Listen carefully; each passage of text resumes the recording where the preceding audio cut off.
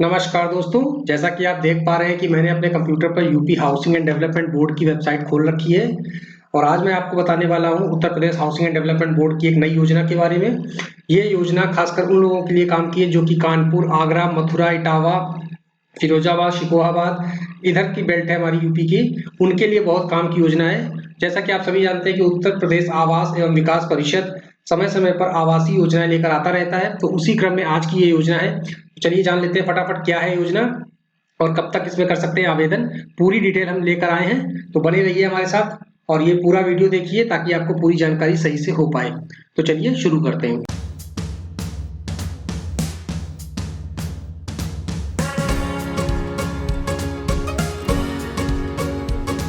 दोस्तों, सबसे पहले आपको खोलना है अपने गूगल पेज पर UPAV.in यानी उत्तर प्रदेश आवास विकास परिषद की वेबसाइट।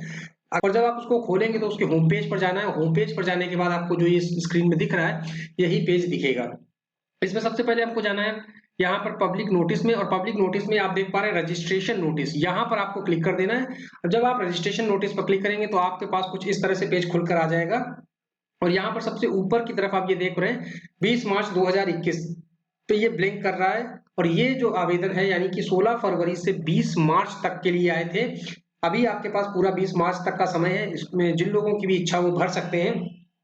योजना का नाम ये दिखा रहा है कि advertisement regarding to registration of various residential plots at spinning mills scheme district Etawah, registration period 16 फरवरी से 20 मार्च। यानी ये जो योजना है दोस्तों, ये सूती मिल स्कीम के नाम से आई है। इसमें रेजिडेंशियल प्लॉट हैं और ये इटावा डिस्ट्रिक्ट के लिए। तो जो लोग भी इसमें आवेदन करना चाहेंगे तो उसको कुछ नहीं करना, सिंपल सा आप यहाँ पे क्लिक करेंगे तो आपके पास जैसे ही आप ये को क्लिक करेंगे तो आपके पास एक ये पहले ऊपर वाले को क्लिक कर लीजिए या नीचे वाले को, दोनों मैं खुलकर दिखा देता हूँ। तो सबसे पहला पेज ये आया। इसमें इन्होंने डिटेलिंग की है ब्रीफ में कि उत्तर प्रदेश आवास एवं विकास परिषद की सुतमिल जो आवासीय योजना इटावा में है, सामान्य पंजीकरण के अंतर्गत आवासीय भूखंड प्राप्त करने का सुनहरा अवसर है। बसंत पंचमी के अवसर पर इसको लॉन्च किया गया था। तो अभी भी समय है दोस्तों, क्योंकि 16 फरवरी से शुरू हुई है और 20 मार्च तक इसमें आवेदन होंगे। और सबसे अच्छी बात है कि आप देखिए कि ये जो योजना है ये इटावा की है, सूतमिल आवासीय योजना। इसमें जो भूखंडों का आवंटन किया जाएगा वो लॉटरी पड़ेगी, लॉटरी के माध्यम से होगा। प्लाटों की बात कर ले तो आप देख पाओगे 60 वर्ग मीटर से लेकर 80 वर्ग मीटर तक के प्लॉट हैं दोस्तों, इसमें 58 प्लॉट। इसी तरह 80 वर्ग मीटर से 120 वर्ग मीटर के प्लॉट हैं 11, और 120 वर्ग मीटर से 150 वर्ग मीटर के 95। और ग्रुप डी में अगर हम बात करें तो 150 वर्ग मीटर से 300 वर्ग मीटर वाले 5 प्लॉट हैं। अब हम इनकी कीमत की बात करें तो सभी कैटेगरी के प्लॉटों की जो कीमत है वो 27,000 रुपए वर्ग मीटर की दर से ये प्लॉट आपको बेचे जा रहे हैं। इसके लिए लॉटरी पड़ेगी क्योंकि उम्मीद है कि ज्यादा आवेदन आएंगे इसमें। तो पंजीकरण धनराशि की बात करें, जो रजिस्ट्रेशन फीस देनी है वो आपको कितनी देनी है। मान लीजिए कि आपने 60 से 80 वर्ग मीटर के प्लॉट के लिए लॉटरी डाली है, जो कि 58 प्लॉट है, 1,06,20 रुपए का पेमेंट करना है। और इसी तरह नीचे वाले में आप देख सकते हो कि 80 वर्ग मीटर वाले प्लॉट में 1,42,000 और नीचे 1,71,000, फिर 3,90,000। तो ये अलग अलग कैटेगरी के हिसाब से आपको रजिस्ट्रेशन फीस जमा करनी है। अब बात कर लेते हैं कि ऑफलाइन के आवेदन के लिए पंजीकरण पुस्तिका आपको 1,000 रुपए की GST सहित भुगतान करनी होगी। HDFC बैंक इटावा से प्राप्त की जा सकती है अगर आप ऑफलाइन लेना चाहते हैं। और जो लोग ऑनलाइन लेना चाहते हैं तो वो इसी वेबसाइट के माध्यम से ले लेंगे। कैसे लेंगे मैं बताऊंगा अभी। नियम व शर्तों के लिए आपको पूरा सिस्टम ले चलते हैं। इसका जो है PDF हम डाउनलोड करेंगे पूरी विस्तृत वाली। तो चलिए इसके लिए हमको यहाँ पर वापस आना, और ये नीचे वाला जो लिखा है information booklet for registration residential plot at spring mill scheme district Etawah, तो इस पर जब हम क्लिक करेंगे तो हमारे पास कुछ इस तरह से पेज खुल जाएगा। ये पुस्तिका आएगी, इसको हम डाउनलोड कर लेंगे। इसका नाम है पंजीकरण पुस्तिका 2021। ये सूत मिल आवासीय योजना इटावा में सामान्य पंजीकरण के अंतर्गत आवासीय भूखंड प्राप्त करने का सुनहरा सुअवसर बता रहे हैं। यहाँ पर इन्होंने डेट क्लियर कर दी कि दिनांक 16 फरवरी 2021 से 20 मार्च 2021 तक आप इसका आवेदन कर सकते हैं। हम इस पूरे फॉर्म की डिटेलिंग बताने वाले हैं, तो ये पूरा वीडियो आप देखिए ताकि आप इत्मीनान से समझ पाएं। कोई जल्दी नहीं दोस्तों। आप देख पा रहे हो कि इसमें सफारी का फिगर बना है, यानी ये जो योजना है सफारी के आसपास आएगी। चलिए शुरू करते हैं, सेकंड पेज पे आते हैं सीधे हम।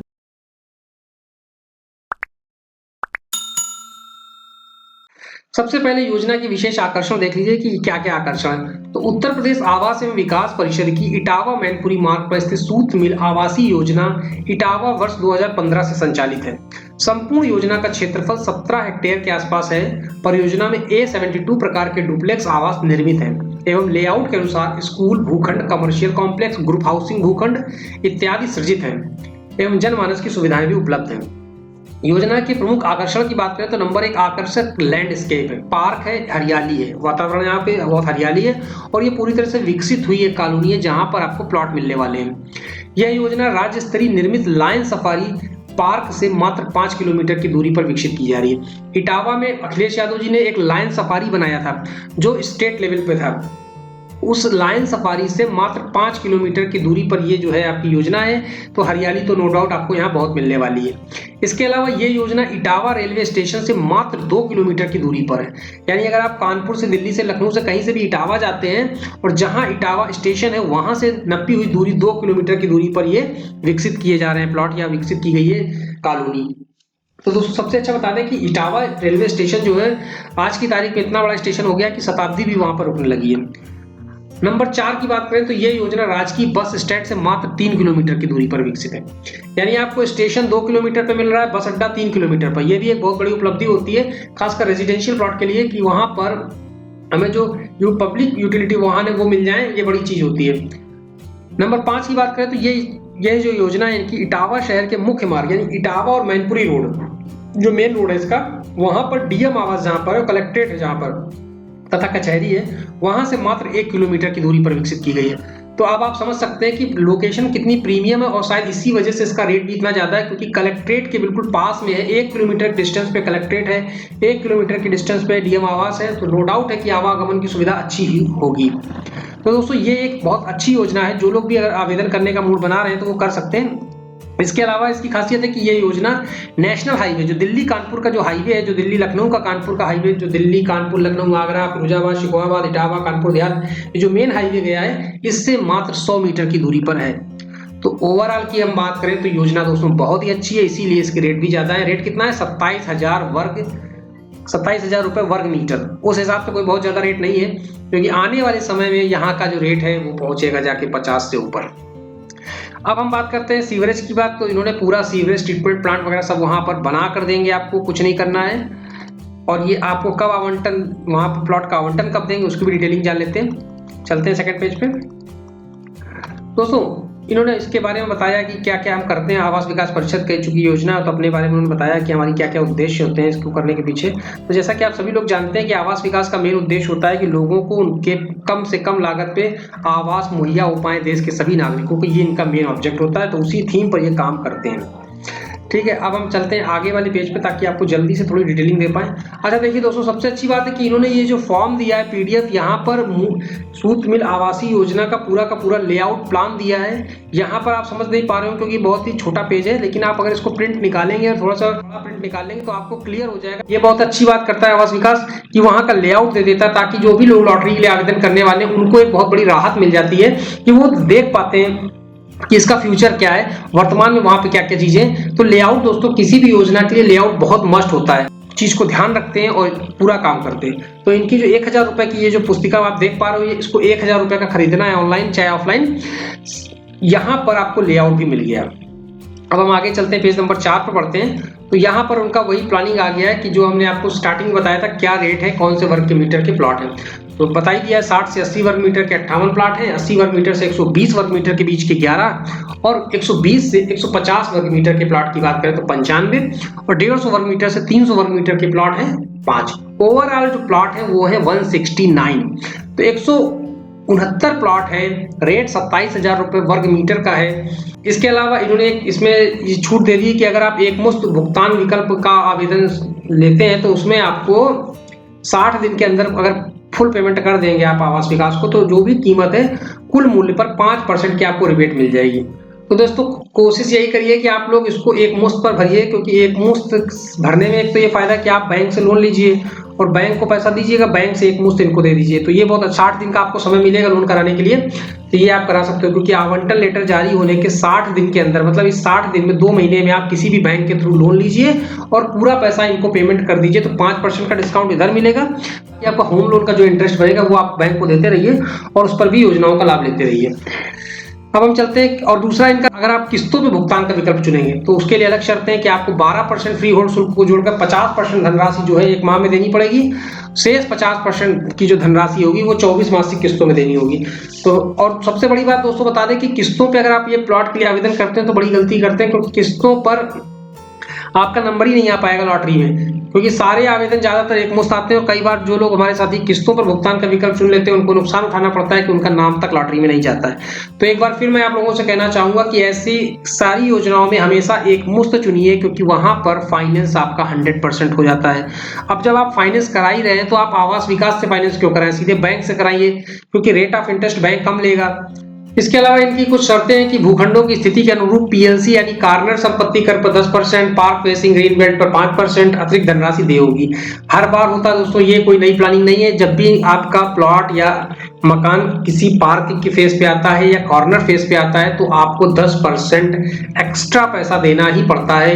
और अगर बाई चांस आपके सामने ग्रीन बेल्ट भी है, पार्क भी है, कॉर्नर भी है, जब ये सारी चीजें हो जाती तो आपका 15% एक्स्ट्रा पैसा पड़ता है।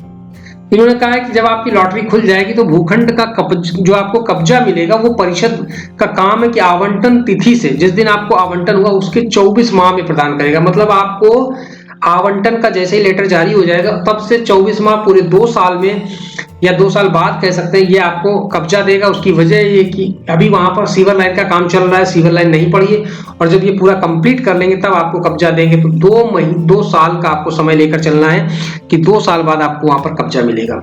अब हम आगे आ जाते हैं। जो हम ऑनलाइन फॉर्म भरेंगे या ऑफलाइन भरेंगे, टोटल जो पेमेंट होगा इस फॉर्म के, इस योजना के लिए आपका 10% का, वो सारा का सारा लेन देन या तो बैंक से करें नगद, या फिर बैंक में ड्राफ्ट दे दें, या बैंकर्स चेक दे दें, आरटीजीएस कर दें, एनएफटी कर दें, ऑनलाइन कर दें, कुछ भी तरीके से आप कर सकते हैं। सारी सुविधाएं आवास एवं विकास परिषद यूपीएवीपी के नाम पे होंगी, जो कि इटावा शहर में देव। जो अगर आप डीडी बनाएंगे यानी डिमांड ड्राफ्ट बनाएंगे तो उस पर आप यूपीएवीपी के नाम से बनाएंगे और लिखेंगे दे इटावा, मतलब कैश पेबल कहाँ पे होगा, वो इटावा में होगा, तो वहां पर इटावा लिखना जरूरी हो जाएगा। दूसरी बात बता दें कि नगर निगम अथवा किसी विभाग निकाय द्वारा लगाए गए समस्त कर आदि का भुगतान नियमानुसार आवंटी को करना होगा। यानी भविष्य में जो भी वहां पर हाउस टैक्स, वाटर टैक्स जो भी आने हैं वो आपको वहन करने होंगे। ये पहले ही बता दिया, उसमें आवास विकास आपको किसी तरह की रियायत नहीं देने वाला है। अब आवंटन नियम की बात करें दोस्तों कि इसमें आरक्षण की सुविधा लागू होगी, बिल्कुल लागू होगी। आरक्षण की सुविधा जो परिषद देता रहा उसी के नियमानुसार आरक्षण की सुविधा मिलेगी।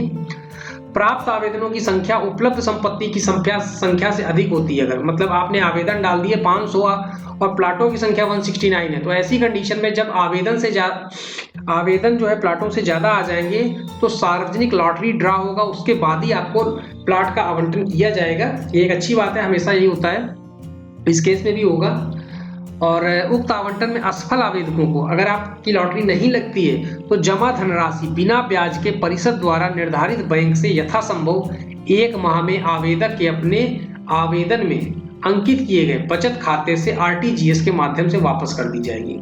मतलब आपने लॉटरी डाली, आपने पैसा जमा किया, लेकिन अगर आपकी लॉटरी नहीं निकली तो वो जो पैसा आपने दिया था आवास विकास परिषद को, वो पैसा आपको बिना ब्याज के 1 महीने के अंदर आपको आपके अकाउंट में ट्रांसफर कर दिया जाएगा। ठीक है, तो पैसे को लेकर कोई टेंशन नहीं है, आवास विकास पैसा वापस कर देता है दोस्तों। नंबर सेकंड पॉइंट पे आते हैं कि लॉटरी जब पड़ेगी, लॉटरी ड्रा से 1 सप्ताह पूर्व, जैसे जिस दिन लॉटरी पड़नी है उससे 1 सप्ताह पहले जिन लोगों ने आवेदन किया है तो उनके आवेदन बिल्कुल सफलतापूर्ण अगर पड़ गए हैं तो उनके आवेदकों की एक लिस्ट तैयार की जाएगी, और वो लिस्ट जो है ये जो आवास विकास परिषद की वेबसाइट है www.upavp.in पर प्रदर्शित की जाएगी, ताकि आप उस पर सुनिश्चित कर लीजिए कि आपका नाम है कि नहीं। अगर नहीं है तो आप आवास विकास परिषद से संपर्क कर सकते हैं, क्योंकि आपको 1 सप्ताह का समय परिषद देती है कि अगर कोई त्रुटि कभी परिलक्षित हो जाती है तो आवेदक उस पर बातचीत करके उसको शॉर्ट आउट कर सकता है। लेकिन एंड लॉटरी के वक्त आपकी कोई भी सुनवाई नहीं करेगा, तो इसलिए वो 1 सप्ताह पहले ऐसे सारे सफल आवेदकों की लिस्ट जो है अपनी वेबसाइट पर अपलोड कर देता है। संपत्ति के विरुद्ध प्राप्त पंजीकरण आवेदनों की सामान्य एवं आरक्षित श्रेणी की पृथक पृथक सूची तैयार की जाएगी। आरक्षण की बात हमने आपको बताई थी कि आरक्षण मिलेगा, लेकिन आरक्षण के लिए क्या है, एससी में अगर आप आवेदन करोगे तो एससी कैटेगरी में ही अलग लॉटरी पड़ेगी। अगर आपका सामान्य तो फिर सामान्य में पड़ेगी, तो जिसमें जो आवेदन करेगा उसकी लॉटरी उसी में ही पड़ेगी, जनरल, सामान्य और ओबीसी सब मिक्स नहीं किया जाएगा। तो ये एक अच्छी चीज है कि एससी का आरक्षण दी जाएगी सीटें, मतलब उसी तरह से प्लॉट आवंटित किया है। जैसे मान लीजिए एससी का 10% का कोटा है, तो 10% जो प्लॉट है वो आरक्षित हो गए एससी के लिए, वो अलग कर दिए गए।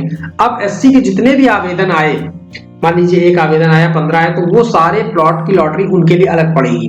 ठीक है, अब उसमें नाम अगर आपका आ जाता है तो अच्छी बात, नहीं आता तो फिर वो लॉटरी दोबारा नहीं पड़ेगी, मतलब उसमें जितने प्लॉट थे सबको दे दिए जाएंगे, फिर जो नाम बचे वो हटा दिए जाएंगे।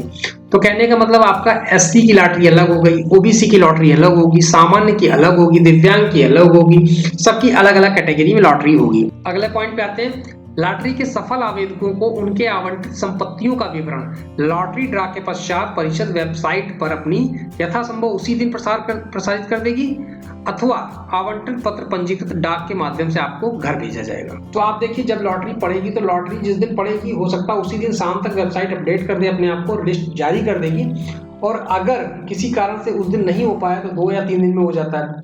उसके अलावा ये भी अगर नहीं हुआ तो आपको सूचित किया जाएगा डॉक से कि आपकी लॉटरी लगी है, वो भी रजिस्टर्ड डॉक से। अब हम 2.8 पॉइंट पे आते हैं, जो हम पहले बता चुके हैं आपको कि किसी भी भुगतान में विलंब की दशा में अगर मान लीजिए कोई पेमेंट लेट होता है, ऐसी दशा में 1 अप्रैल 2020 को प्रभावी ब्याज दर जो भी होगी उसमें 1% ज्यादा लेकर और 1% सामान्य ब्याज दर के साथ 2% अतिरिक्त ब्याज की दर से आपको देना पड़ेगा। यानी आवास विकास परिषद ने ये चीज तय कर दी कि अगर हमारी तरफ से लेट होगा तो हम 1% देंगे, अगर आपकी तरफ से लेट है तो आप 2% ब्याज देंगे हमको। ये चीज आप समझ लीजिए, ये इन्होंने क्लियर कर दिया है।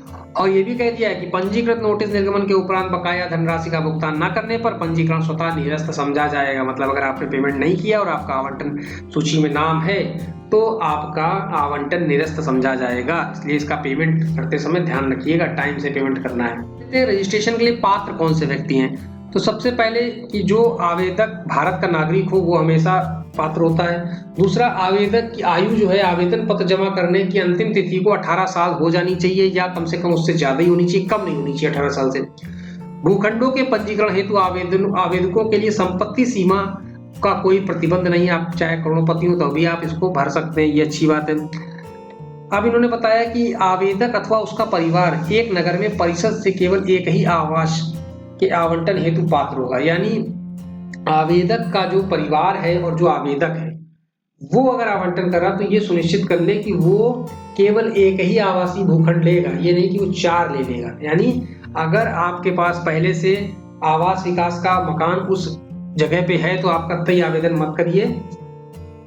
इसके अलावा आवेदक या उसके परिवार के पास उन नगर में जहां आवासीय क्रय करने के लिए पंजीकरण करना है उस नगरीय क्षेत्र में उसकी या उसके परिवार की कोई संपत्ति ना हो तथा उत्तर प्रदेश के अन्य किसी नगर अथवा शहरी क्षेत्र में एक से अधिक संपत्ति ना हो। तो ये कंडीशन ध्यान रखिएगा कि आवास विकास परिषद इस बात की बात करता है कि अगर आपके पास जहां पर ये योजना है वहां पर आवेदन करने जा रहे हैं तो दूसरा मकान नहीं होना चाहिए, खासकर आवास विकास का, एलडीए का, केडीए का। और साथ ही साथ पूरे उत्तर प्रदेश में भी एक और मकान से ज्यादा नहीं होना चाहिए। अगर आपका मान लीजिए लखनऊ में एक मकान है तो कोई दिक्कत नहीं, आप भर दो, लेकिन आप इटावा में एक मकान नहीं होना चाहिए आपका, समझ रहे हैं। जहां पर आप आवेदन कर रहे हैं वहां तो मकान होना ही नहीं चाहिए, और उसके अलावा आपका एक मकान कहीं पे भी हो चल जाएगा। ठीक है, इसके बाद आवेदन जो आप करोगे वो ऑनलाइन भी कर सकते हैं और ऑफलाइन भी कर सकते हैं। तो आवेदन ऑनलाइन पंजीकरण प्रारंभ होने पर इच्छुक आवेदक सर्वप्रथम परिषद की वेबसाइट पर अपनी ये जो इनकी आवास विकास परिषद की वेबसाइट है www.upavp.in पर जाकर मुख्य पृष्ठ होम पेज पर क्लिक करेगा। उसके बाद ऑनलाइन रजिस्ट्रेशन फॉर प्लॉट पर क्लिक करेगा। इसके पश्चात खुलने वाले वेब पेज के प्लॉट सूतमिल योजना इटावा पर क्लिक करेगा।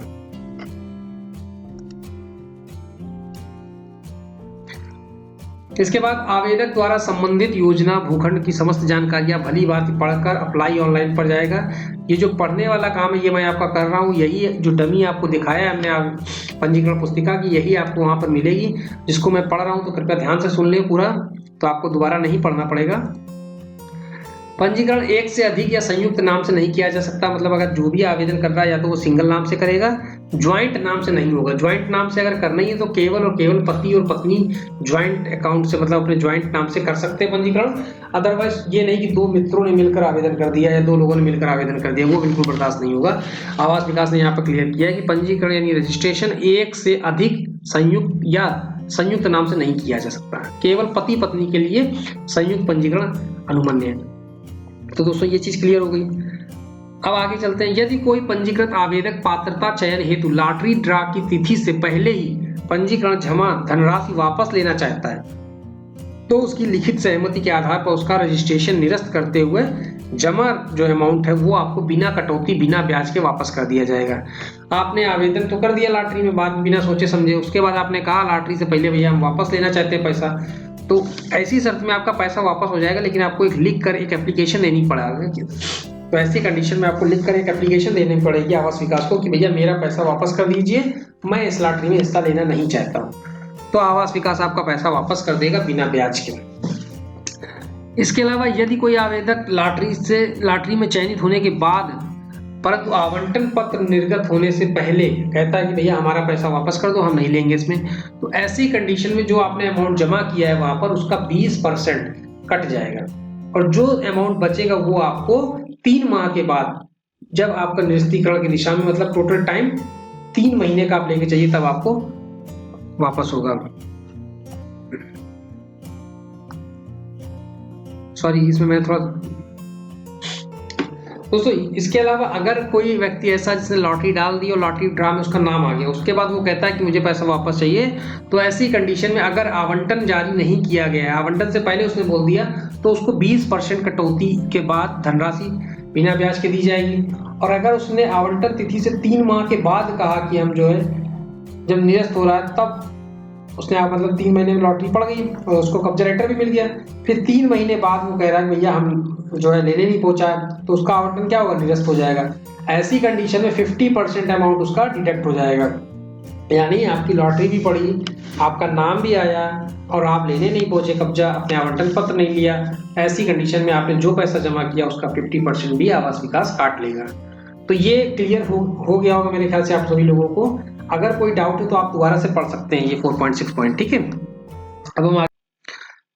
अब यहाँ पे दोस्तों आरक्षण की बात करें, आवास विकास परिषद ने जो अपनी योजना में आरक्षण का क्या सिस्टम किया वो भी उन्होंने बताया कि अनुसूचित जाति के लिए 21% का आरक्षण है, यानी जितना भी प्लॉट वहाँ पे है उसका 21% अनुसूचित जाति के लिए आरक्षित है।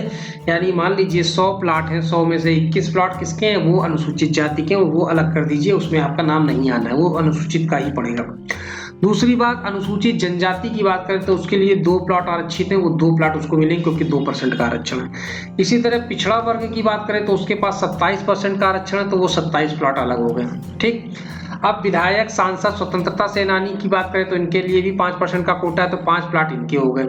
सरकारी सेवाओं तथा सुरक्षा सेवाओं के कर्मचारियों के लिए जो 50 वर्ष की आयु पूर्ण कर चुके हो उनके लिए भी 5% का कोटा है, तो वो भी 5 प्लॉट अलग कर दीजिए। उत्तर प्रदेश आवास एवं विकास परिषद, विकास प्राधिकरण, जल संस्थान, नगर महापालिका, स्थानीय निकाय के कर्मचारियों का भी 2% का कोटा होता है, तो 2 प्लॉट उनको भी मिलेंगे। वरिष्ठ नागरिक में भी आवेदन अगर कोई करता है तो ऐसी स्थिति में भी 10% आरक्षण मिल रहा है, तो 10 प्लॉट वरिष्ठ नागरिक के नाम पे हो गए। समाज के दिव्यांग जन जो है उनके लिए भी 3% का कोटा दिया गया, तो 3 प्लॉट उनके हो गए। तो ये जिस पैटर्न पे आरक्षण है उतने ही परसेंट पे आपका मान के चलिए 100 में मैंने आपको डिवाइड कर दिया, तो वो आरक्षण को बतौर प्लॉट में बदल दिया, ठीक है। तो ये इनका आरक्षण का सिस्टम है। अब यहाँ देखिए नीचे उन्होंने नोट साफ साफ लगा दिया है कि उपरोक्त में से क्रमांक 1 से लेकर 3 तक आवेदक जिस वर्ग में आवेदन करेंगे लॉटरी में उसी श्रेणी में सम्मिलित किया जाएगा। यानी अगर आपने अनुसूचित जाति के लिए लॉटरी आवेदन किया है तो आपको अनुसूचित की कैटेगरी में ही रहना पड़ेगा, आपका नाम जनरल की कैटेगरी में नहीं आएगा, ये चीज ध्यान रखिएगा।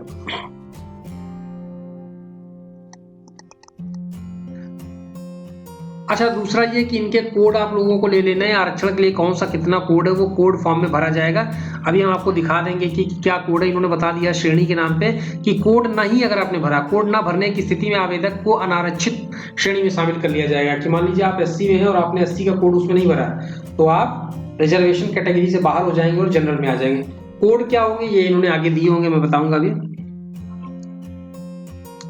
उसके अतिरिक्त उत्तर प्रदेश के अतिरिक्त अन्य राज्य के आरक्षित वर्ग के व्यक्ति आरक्षण हेतु पात्र नहीं माने जाएंगे। ये भी इन्होंने किया है कि ये जो हमने अपने कर्मचारियों को सहूलियत दी है वो सिर्फ उत्तर प्रदेश के हैं। आप अगर दिल्ली में काम कर रहे हो, दिल्ली के प्राधिकरण में काम कर रहे हो तो वो आपका नहीं माना जाएगा, बिहार में काम कर रहे हो तो नहीं माना जाएगा, मध्य प्रदेश में काम कर रहे हो तो नहीं माना जाएगा। सिर्फ और सिर्फ उत्तर प्रदेश के कर्मचारियों के लिए छूट है सारी।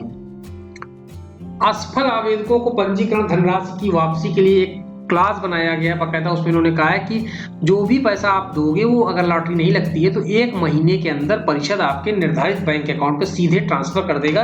आपको उसके लिए कुछ करने की जरूरत नहीं है वो। लेकिन आवेदन करते समय हमेशा जिसके नाम से आवेदन करें कोशिश करें कि उसी के अकाउंट से पैसा ट्रांसफर करें, तो रिटर्न में आराम मिलता है, रिटर्न में कोई दिक्कत नहीं होती है।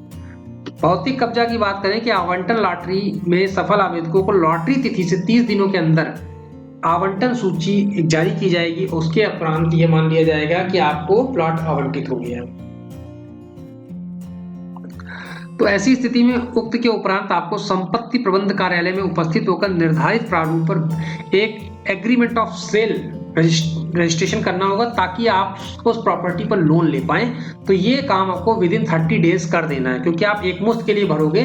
तो जैसे ही आपका नाम आवंटन सूची में आ गया है तो आपका काम सबसे पहले क्या है कि आप आवास विकास के कार्यालय जाएं और वहां पर संपत्ति प्रबंध कार्यालय में जाकर मुलाकात करें और वहां से एग्रीमेंट टू सेल, ये एक करार करिए, बिक्री करार जिसको बोलते हैं, ये आप वहां पे फाइल कर दीजिए और उसी के आधार पर आप अपने बैंक को लोन के लिए तैयार करें और अगले 30 दिन के अंदर बैंक से पूरा पैसा लेकर इनको दे दीजिए, तो आपका ये कार्यक्रम सफल हो जाएगा।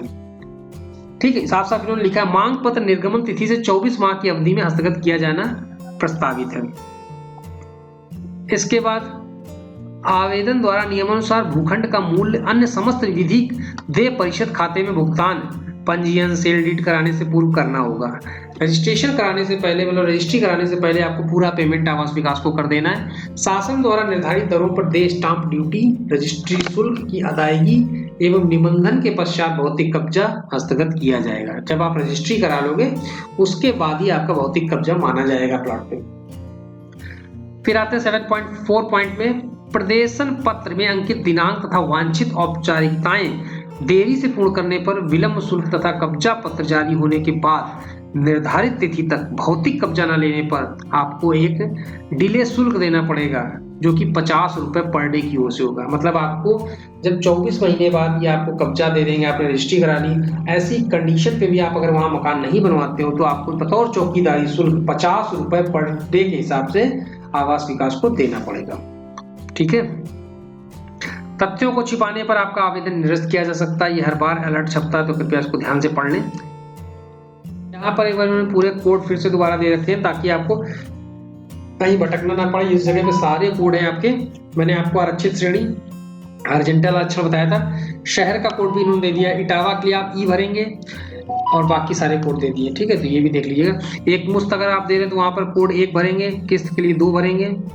और इसके बावजूद अगर आपको कहीं कोई डाउट होता है तो आप कहाँ संपर्क करेंगे। सबसे बड़ी बात होती है कई बार हमारे सामने चीजें आ जाती हैं, हम भर देते फॉर्म, कुछ ऐसी नई दिक्कतें आती हैं जो हम नहीं बता पाते हैं आपको वीडियो में।